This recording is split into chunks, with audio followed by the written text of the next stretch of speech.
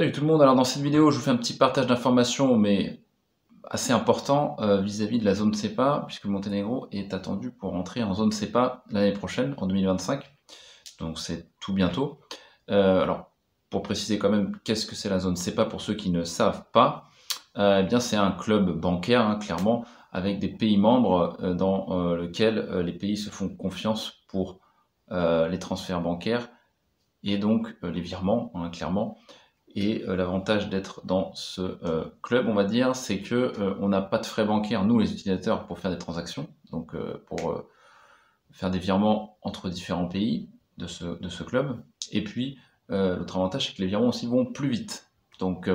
il y a une fluidification des transferts. Et pour entrer en fait dans cette zone CEPA, eh bien, il faut répondre à différents, je pense, on va dire, critères, on va dire de compliance, mais au niveau d'un pays, pour pouvoir y entrer, mais également il faut avoir aussi des infrastructures bancaires qui soient assez développées justement pour être connectées à ce système. Donc le Monténégro travaille depuis quelques années là-dessus, et en l'occurrence, là, il y a une entrée qui est attendue donc, dans ce club. Donc je vous dis, c'est à 99,9% sûr que ça va se faire donc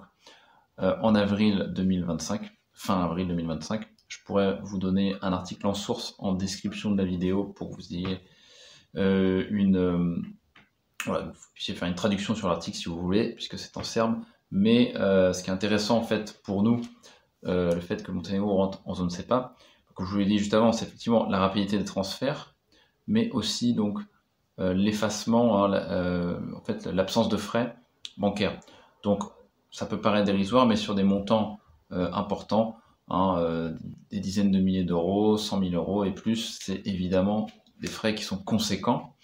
Et ce qu'il faut savoir, c'est que tous ceux qui ont investi au Monténégro avant cette entrée en CEPA, je vous félicite parce que techniquement, ça va attirer en fait d'autres investisseurs au Monténégro quand le Monténégro va entrer en zone CEPA. Alors, ne pensez pas que le Monténégro va se retrouver sur tous les écrans de télévision parce qu'on rentre en CEPA, on est un petit pays, tout le monde, voilà, enfin, voilà, il n'y a pas beaucoup de monde qui en a quelque chose à faire de ce pays, je veux dire, quand on n'y vit pas, etc. Mais sachez que pour ceux qui s'intéressent au Monténégro, c'est une grosse nouvelle. Et derrière, comme je vous le disais, ceux qui ont investi avant, bravo, puisque ça va attirer des investisseurs, ce que j'appelle les investisseurs faciles, les investisseurs moins aventuriers, qui vont investir au Monténégro avec beaucoup plus de facilité, puisque d'abord, moins de frais pour faire des investissements, et donc des gros transferts bancaires, donc ça va attirer de plus gros investisseurs de façon certaine, et également, ça attire aussi des investisseurs qui pouvaient être un peu plus frileux, puisque être en zone CEPA, ça rassure aussi les investisseurs, qui sont, je vous dis, moins des aventuriers, donc ça peut être des gros groupes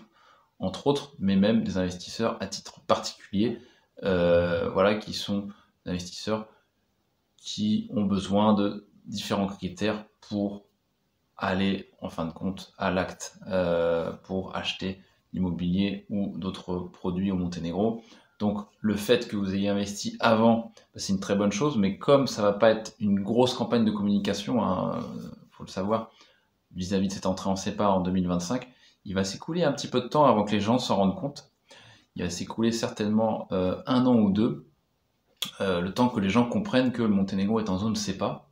Et donc, ça va être vraiment intéressant de voir ça, puisque c'est aussi encore un bon moment si vous voulez arriver un petit peu avant les investisseurs faciles. Si vous vous positionnez un peu avant, ça sera très bien, puisque on peut s'attendre quand même à une pression à l'achat vis-à-vis voilà, de cette entrée en fait en CEPA, puisque ça va certainement rassurer pas mal d'investisseurs occidentaux vis-à-vis du Monténégro. Donc voilà, je refélicite une nouvelle fois tous ceux qui ont investi avant. Il n'est pas, évidemment, il n'est jamais trop tard, mais c'est juste que c'est une bonne nouvelle globalement, puisque ceux qui projetaient d'investir au Monténégro, vous gagnez déjà de l'argent maintenant, en fait, à partir de 2025, avril 2025. Vous ne paierez pas les frais qu'on a pu payer, nous, par le passé, en faisant des gros transferts ouest vers est, enfin vers sud-est. Et en l'occurrence, ce sera aussi bénéfique pour l'économie du Monténégro, puisqu'on va pouvoir interagir au niveau business avec beaucoup plus de facilité avec les pays de la zone CEPA, et ce qui est évidemment un avantage énorme, et ça va soutenir aussi la croissance économique encore plus, parce que comme vous savez, on est un des plus hauts taux de croissance d'Europe avec la Serbie, le Monténégro, depuis quelques années, et cette nouvelle, effectivement, est une bonne nouvelle pour tout le monde, pour les gros et les petits. Donc voilà, c'était l'objet de la vidéo. Je vous dis à bientôt au Monténégro ou sur l'Adriatique dans le coin. Et puis voilà, moi je vous ferai d'autres vidéos, je pense, sur la Serbie aussi bientôt, puisque j'ai l'intention d'investir en Serbie. Là, c'est vraiment mon focus prochainement pour les mois à venir. Voilà, je vous souhaite à tous une bonne fin d'année et je vous dis à bientôt. Ciao!